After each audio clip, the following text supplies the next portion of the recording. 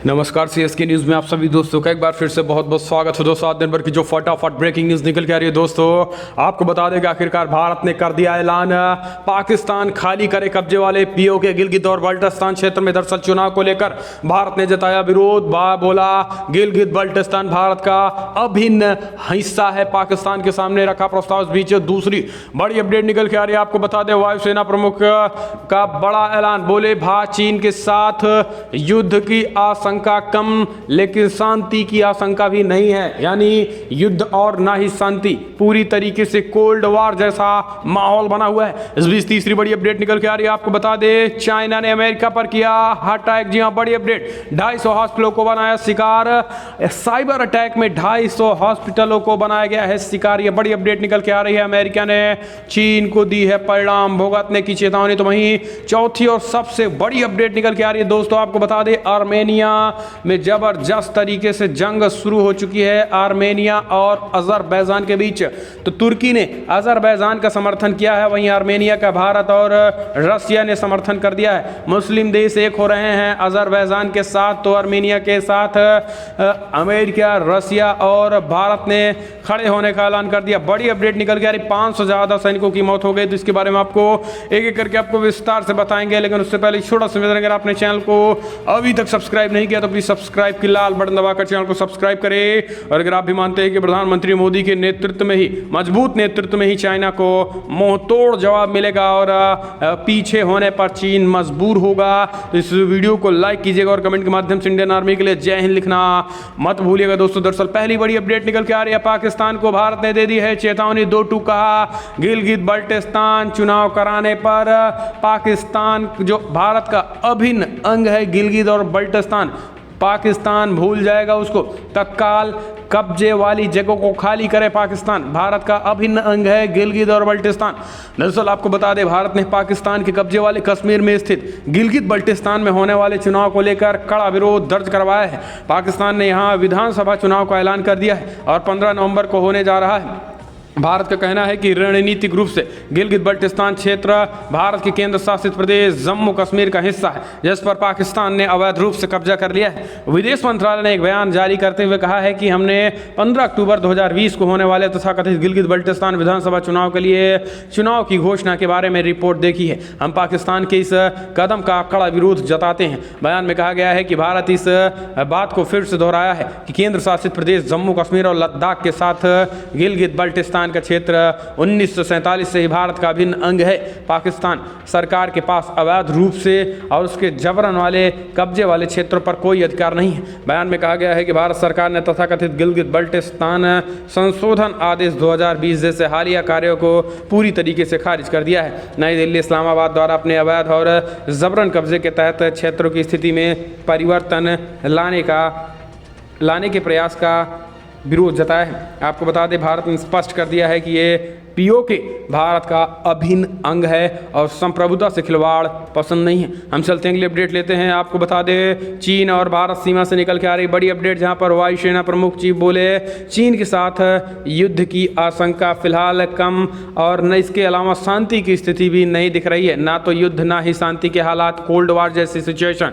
चीन के साथ लगी भारत की उत्तरी सीमाओं पर बनी तनाव की स्थिति को लेकर भारतीय वायुसेना प्रमुख air chief marshal RKS Bhadauria ने कहा है कि यहाँ पर वर्तमान सुरक्षा परिदृश्य असहज स्थिति में है, यहाँ पर न ही युद्ध की स्थिति है और न ही शांति बनी हुई है। उन्होंने राफेल के वायुसेना में शामिल होने की अहमियत को रेखांकित करते हुए कहा है कि चीनियों की अपाचे और अन्य विमानों के बेड़े के साथ राफेल लड़ाकू विमानों के आने से वायुसेना को मजबूत रणनीतिक क्षमता हासिल हुआ है।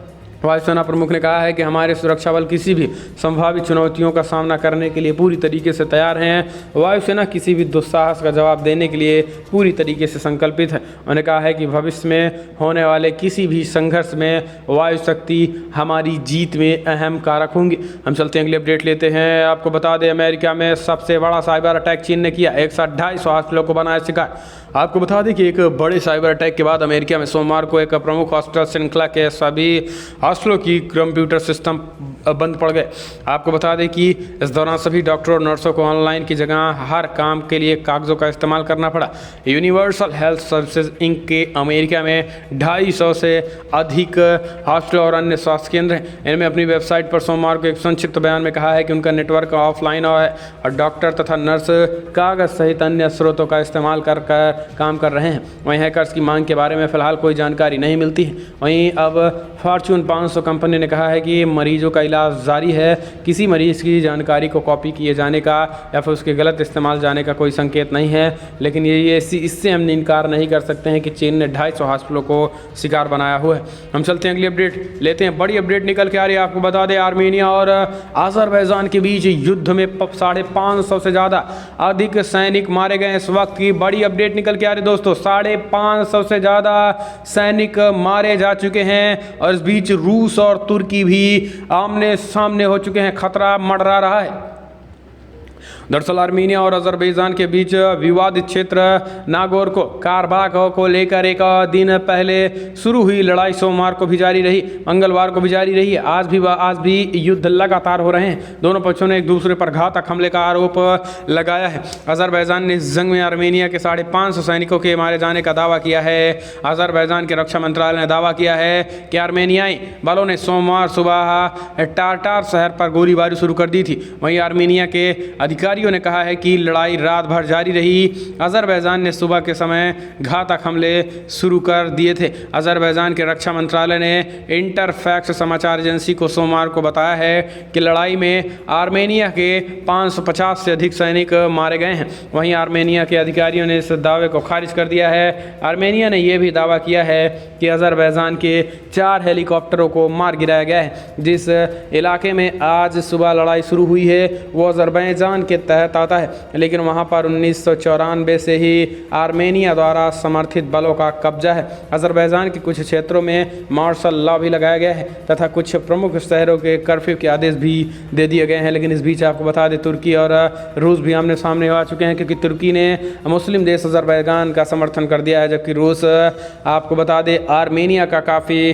करीबी दोस्त है। ऐसे में दोस्तों अब आमने सामने रूस और तुर्की भी आ चुके हैं। अब युद्ध का महायुद्ध, इस युद्ध के साथ साथ महायुद्ध का खतरा मंडरा है। हालांकि तमाम बड़े देशों ने इनमें शांति बनाए रखने की बात कही है।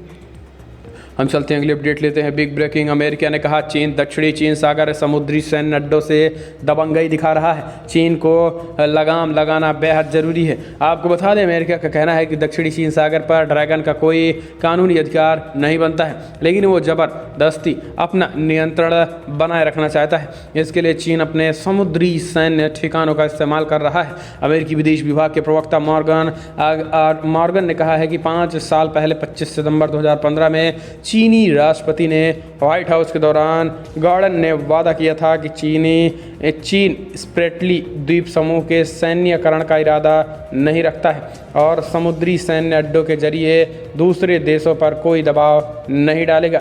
लेकिन आपको बता दें चीनी कम्युनिस्ट पार्टी की सरकार ये वादा भूल गई है। आपको बता दें चीन इस समुद्री क्षेत्र में लगातार सैन्य शक्ति बढ़ा रहा है और उकसाने वाले कार्रवाई भी कर रहा है।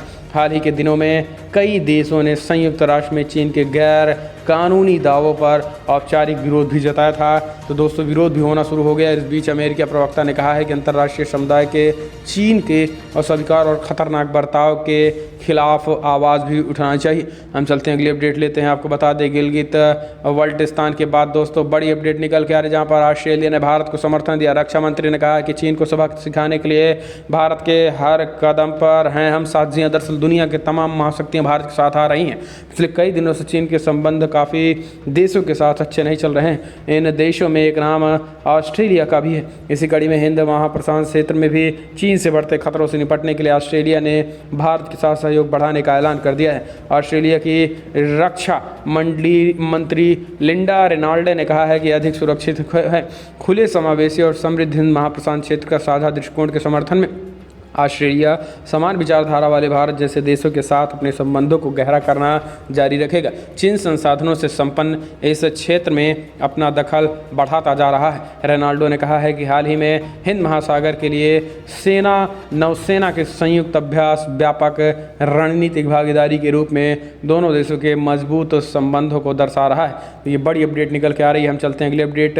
वीक ब्रेकिंग न्यूज़ निकल के आ रही दोस्तों। जो बाइडन को प्रेसिडेंशियल डिबेट से पहले ड्रग्स टेस्ट करवाना चाहिए, मैं भी हूं तैयार। जी हां, ट्रंप का बड़ा ऐलान। दरअसल अमेरिका में राष्ट्रपति चुनाव की रैलियों में डोनाल्ड ट्रंप और जो बाइडन के बीच वाक युद्ध का दौर जारी है। डोनाल्ड ट्रंप ने एक बार फिर से जो बाइडन को निशाने पर ले लिया है और कहा है कि प्रेसिडेंशियल डिबेट से पहले या उसके बाद बाइडन को ड्रग्स टेस्ट कराया जाना चाहिए। डोनाल्ड ट्रंप पहले भी डेमोक्रेटिक कैंडिडेट बाइडन को लेकर ये बोल चुके हैं, उनकी दिमाग की हालत ठीक नहीं है। ट्रंप यही चुप नहीं रहे, उन्होंने आगे कहा है कि ड्रग्स टेस्ट के लिए मैं भी तैयार हूं और जो बाइडन भी टेस्ट करा ले, हम दोनों में टेस्ट में जो पास होगा उसको माना जाएगा, उसके साथ बातचीत, क्योंकि वो ड्रग्स लेकर लगातार बातचीत करता है। हम चलते हैं अगली अपडेट लेते हैं। आपको बता दें बिग ब्रेकिंग, चीन ने तिब्बत में उड़ाया जासूसी वाला खास हेलीकॉप्टर, भारतीय सीमा पर तैनात करेगा चीन। जी हाँ, लगातार अपने छोटे छोटे यंत्रों को लगाकर भारत को धमकी देने की कोशिश कर रहा है। दरअसल आपको बता दें, भारत से तनाव के बीच चीन ने तिब्बत के पठार पर अपने जासूसी वाले खास चुनाव में बड़ा ऐलान कर दिया है। खास अनमैन्ड हेलीकॉप्टर को उड़ाया है। बताया जा रहा है कि चीन की खुद की तकनीकी से निर्मित इस हेलीकॉप्टर की ऊंचाई वाले क्षेत्र में यह पहली उड़ान थी। चीनी मीडिया के अनुसार इस हेलीकॉप्टर को भारत से सटी सीमा पर तैनात किया जाएगा। बॉर्डर वाले इलाकों में इस हेलीकॉप्टर के जरिए सैन्य सामग्री की सप्लाई और जासूसी की गतिविधियों को अंजाम दिया जा सकता है।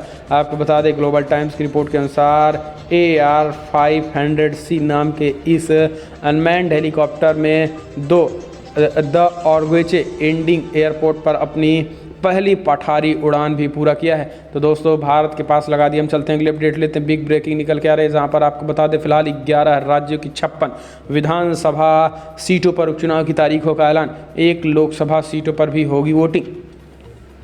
11 राज्यों की 56 विधानसभा सीटों पर उपचुनाव की तारीखों का ऐलान हो गया है। मध्य प्रदेश के 28 सीटों पर होने वाले उपचुनाव के लिए 3 नवंबर को मतदान भी होगा। वहीं यूपी की 7 विधानसभा सीटों पर उपचुनाव के लिए 3 नवंबर को वोटिंग होगी। आपको बता दें, विधानसभा सीटों पर उपचुनाव के अलावा 7 नवंबर को बिहार के एक लोकसभा सीटों की बड़ी भी खबर निकल के आ रही है। आपको बता दें, एक लोकसभा सीट वाल्मीकि नगर पर 7 नवंबर को वोट डाले जाएंगे। आपको बता दें, इन चुनाव के नतीजे 10 नवंबर को घोषित किए जाएंगे। आपको बता दें, छत्तीसगढ़ में 1, हरियाणा की 1, झारखंड की 2, कर्नाटक की 2, मणिपुर की 2, नागालैंड की 2, उड़ीसा की 2, तेलंगाना की 1, गुजरात की 8, मध्य प्रदेश की 28 और यूपी की 7 विधानसभा सीटों पर उपचुनाव होने वाला है। तो दोस्तों, फिलहाल चुनाव आयोग ने ये बड़ा ऐलान करके तमाम राज्यों में राजनीतिक सरगर्मी भी बढ़ा दिया है। हम चलते हैं अगली अपडेट लेते हैं। बिग ब्रेकिंग, एनसीबी ने कोर्ट में कहा ड्रग्स तस्करी में शामिल थी रिया चक्रवर्ती, सुशांत सिंह सहित बड़े लोगों को करती थी सप्लाई। जी हाँ, यानी ड्रग्स तस्कर निकली रिया चक्रवर्ती। नारकोटिक्स कंट्रोल ब्यूरो ने सोमवार को बॉम्बे हाई कोर्ट ने रिया चक्रवर्ती और उनके भाई सौभिक चक्रवर्ती की जमानत का विरोध करते हुए दाखिल एफिडेविट में कहा है कि ये ड्रग्स सिंडिकेट के एक्टिव मेंबर हैं। एनसीबी के जोनल डायरेक्टर समीर वानखेड़े की ओर से दाखिल जवाब में कहा गया है कि इस बात के पुख्ता सबूत है कि रिया ने ड्रग्स तस्करी को फाइनेंस किया है। व्हाट्सएप चैट, मोबाइल और लैपटॉप और हार्ड डिस्क से निकले रिकॉर्ड बताते हैं कि रिया चक्रवर्ती न केवल लगातार इसका सौदा करती थी, बल्कि इस अवैध कारोबार में पूरी तरीके से शामिल थी और फाइनेंशियल रूप से भी इसका सपोर्ट करती थी। तो दोस्तों, आपको बता दें, ये बड़ी अपडेट निकल के आ रही है, जहाँ पर रिया चक्रवर्ती फिलहाल अब पूरी तरीके से शिकंजे में है। तो वहीं आपको बता दें कि अब इसी ड्रग्स मामले को लेकर एनसीबी लगातार ऐसे बड़ी मछलियों को खास करके बॉलीवुड की पकड़ रही है, जिसको जानकर आपको हैरानी होगी। लेकिन आपको बता दें कि एनसीबी चीफ राकेश अस्थाना इस समय मुंबई पहुंच गए हैं और कभी भी वो कुछ बड़ा ऐलान कर सकते हैं और बड़ा प्रेस कॉन्फ्रेंस कर सकते हैं। हम चलते हैं अगली अपडेट लेते हैं। बिहार इलेक्शन में आपको बता दें, इलेक्शन का हुआ ऐलान, तो वहीं अब उपेंद्र कुशवाहा ने यूपीए को बोला बाय बाय। जी हाँ, आपको बता दें आरजेडी और कांग्रेस पार्टी का साथ छोड़ यूपीए अब मायावती के सामने उपेंद्र कुशवाहा जा रहे हैं। उपेंद्र कुशवाहा की पार्टी ने मायावती संग जाकर तीसरा मोर्चा बनाने का ऐलान कर दिया है। दरअसल बिहार में आरएलएसपी प्रमुख और पूर्व केंद्रीय मंत्री उपेंद्र कुशवाहा ने यूपीए से नाता तोड़ लिया है।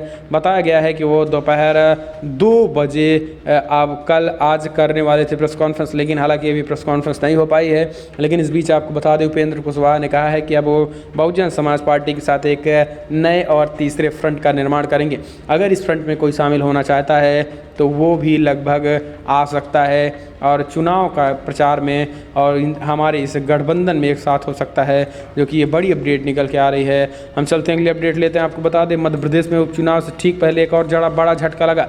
ज्योतिरादित्य सिंधिया ने कांग्रेस को दिया तगड़ा झटका। पूर्व एमएलए शकुंतला खटीक भी बीजेपी में हो गई शामिल। जी हाँ, दरअसल आपको बता दें मध्य प्रदेश में लगातार एक के बाद एक झटका लग रहा है। इस बीच मध्य प्रदेश उपचुनाव की तारीखों का ऐलान हो गया है। इससे पहले राज्यसभा सांसद ज्योतिरादित्य सिंधिया ने कांग्रेस को तगड़ा झटका दिया। करारा से पूर्व विधायक शकुंतला खटीक बीजेपी में शामिल हो गई हैं। शकुंतला खटीक ने दिल्ली जाकर ज्योतिरादित्य सिंधिया के समक्ष बीजेपी की सदस्यता भी ली है। करारा में शकुंतला खटीक का दबदबा है। पिछले कई दिनों से सरकारी कार्य में बाधा पहुंचाने को लेकर सजा भी हुई थी। दरअसल शकुंतला खटीक ने मंदसौर किसान आंदोलन के दौरान करौर में अपने समर्थकों के साथ प्रदर्शन कर रही थी। इस दौरान कांग्रेस कार्यकर्ताओं पर पुलिस ने जब बल प्रयोग किया तब शकुंतला खटीक ने कहा था कि थाने में आग लगा दो, जो होगा वो देखा जाएगा। इस मामले में शकुंतला खटीक को 3 साल की सजा हुई थी। इसके साथ ही 35,000 का जुर्माना भी लग गया था। उस समय शकुंतला खटीक कांग्रेस की विधायक थी, लेकिन अब वो फिलहाल बीजेपी में आ गई हैं। तो दोस्तों हम चलते हैं अगली अपडेट लेते हैं। बिग ब्रेकिंग निकल के आ रही है। प्रधानमंत्री मोदी ने किया बड़ा ऐलान, बोले किसान सर्जिकल स्ट्राइक और राम मंदिर का जिक्र करते हुए पीएम ने कहा कांग्रेस पूरी तरीके से देश विरोध अराजक तत्वों के साथ खड़ी हो गई है। विपक्ष पर न्यूनतम समर्थन मूल्य एमएसपी को लेकर किसानों में भ्रम फैलाने का आरोप लगाते हुए प्रधानमंत्री मोदी ने कहा है कि देश में एमएसपी भी रहेगी और किसानों को कहीं भी अपनी फसल बेचने की आज़ादी भी रहेगी। इसके साथ ही पीएम मोदी ने सर्जिकल स्ट्राइक और राम मंदिर का जिक्र करते हुए कहा है कि कांग्रेस समेत अन्य विपक्षी दलों को आड़े हाथों लिया है। महत्वाकांक्षी परियोजना नमामि गंगे के तहत उत्तराखंड में हरिद्वार, ऋषिकेश, मुनि की रेती और बद्रीनाथ में सीवरेज शोधन संयंत्र और गंगा संग्रहालय का नई दिल्ली में डिजिटल लोकार्पण के बाद अपने संबंधों में प्रधानमंत्री मोदी ने कांग्रेस पर बड़ा हमला बोला। उन्होंने कहा कि आज कांग्रेस किसानों को भटका रही है। आज जितने भी देश हित में काम होते हैं उसके खिलाफ यानी विरोध करने के लिए विरोध कर रही है कांग्रेस पार्टी, जबकि विरोध की कोई बात नहीं होती है, लेकिन इसके बावजूद विरोध कर रही है। ऐसे में कांग्रेस पार्टी को समय आने पर जनता फिर से जवाब देगी, लेकिन हमें अपने काम में व्यस्त और मस्त रहना है। तो दोस्तों फिलहाल बड़ी खबर इतना ही, लेकिन अगर आपको वीडियो पसंद आया तो लाइक करें, शेयर करें, कमेंट के माध्यम से आप अपनी राय देना ना भूलें। इस वीडियो में इतना ही। जय हिंद, वंदे मातरम।